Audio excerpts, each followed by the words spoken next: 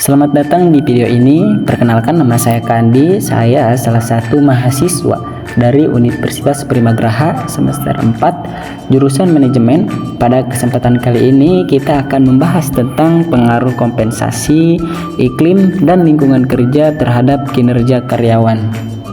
Lingkungan kerja yang baik sangat penting untuk meningkatkan produktivitas dan kesejahteraan karyawan. Oleh karena itu, mari kita telusuri lebih dalam mengenai teori, contoh kasus, dan implikasi praktisnya. Selanjutnya di sini ada teori kompensasi, yang dimana kompensasi adalah imbalan yang diberikan oleh perusahaan kepada karyawan sebagai balas jasa atas pekerjaan yang telah dilakukan.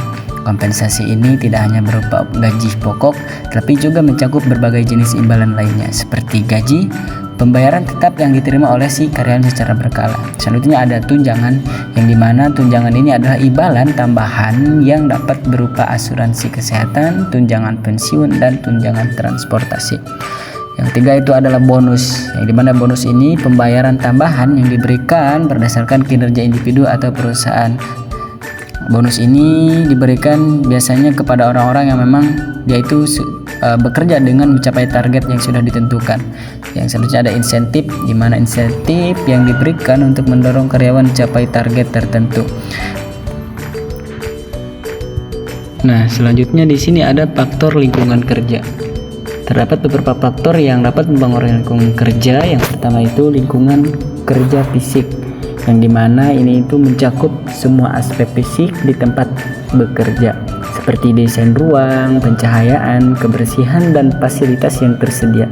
Misalnya, pencahayaan yang baik dan ventilasi yang memadai dapat meningkatkan kenyamanan dan konsentrasi si karyawan. Sebaliknya, lingkungan yang memang bising ataupun tidak teratur nantinya dapat mengganggu fokus dan produktivitas si karyawan itu sendiri. Yang kedua ada budaya perusahaan, yang dimana budaya perusahaan ini adalah budaya organisasi yang positif yang mampu menciptakan suasana kerja yang mendukung kolaborasi dan inovasi. Nah, ketika si karyawan merasa bahwa mereka itu bagian dari budaya inklusif dan saling mendukung, maka mereka akan lebih cenderung untuk berkontribusi secara maksimal.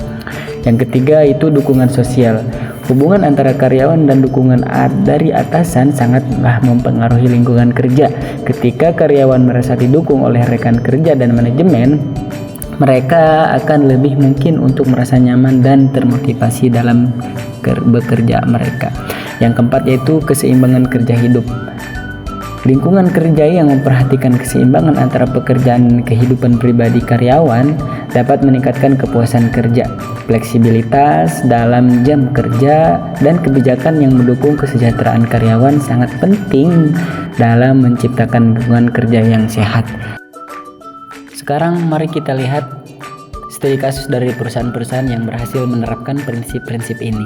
Salah satunya di sini adalah Google, yang dimana Google ini dikenal dengan praktik kompensasi yang kompetitif, iklim kerja yang mendukung kreativitas, dan lingkungan kerja yang inovatif.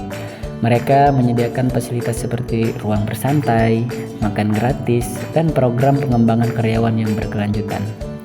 Menurut survei, karyawan Google melaporkan tingkat kepuasan kerja yang sangat tinggi dan tingkat turnover yang rendah. Statistik menunjukkan bahwa perusahaan ini termasuk mengalami pertumbuhan yang signifikan berkat karyawan yang termotivasi dalam produktif.